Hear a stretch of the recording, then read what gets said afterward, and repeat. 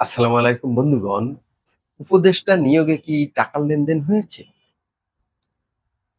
এই যে ক্যান্সার হাসপাতালের পরিচালক, উনার সাথে নাকি একটা সমন্বয় গ্রুপের সাথে টাকার লেনদেন হয়েছে। উনি ১০ লক্ষ টাকা নগদ দিয়েছেন এবং ২০০ কোটি টাকার ৪ টি চেক দিয়েছেন। কি জন্য দিয়েছেন? উনি স্বাস্থ্য উপদেষ্টা হতে চেয়েছেন। কিন্তু হতে পারেননি। তাহলে কি ওই টাকায় হয়নি? আরো বেশি টাকা লাগবে?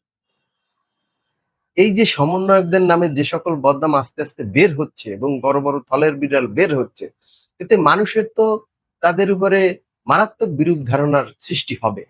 তাদের কেরিয়ার এমনিতেই ডুবুডুবু ভাব।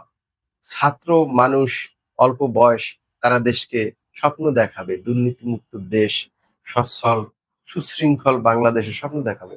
কিন্তু তাদের যেসব বের হচ্ছে, এতে তো আসলে জনগণ আতঙ্কিত হয়ে পড়বে।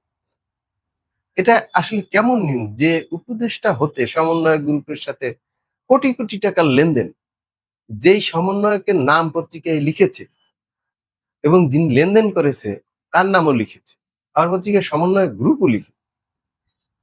এগুলি কিন্তু জনগণের একটা ভাবনার সৃষ্টি করবে। আরো দেখা যায় যে এই এনসিপি দলটি তো সমন্বয়ক থেকে আসছে, তারা নির্বাচন চায় না। তো তাদের নির্বাচন না চাওয়া, মানুষ কিন্তু একটা ধারণা করতে পারে যে তাহলে তাদের অঢেল আয় বাণিজ্য হচ্ছে যে কারণে নির্বাচন চাচ্ছে না। এরকম কিন্তু ধারণা মানুষের হয়ে বসতে পারে।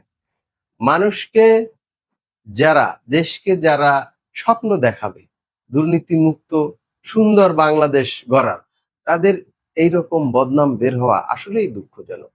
ভালো থাকবেন সবাই। আসসালামু আলাইকুম।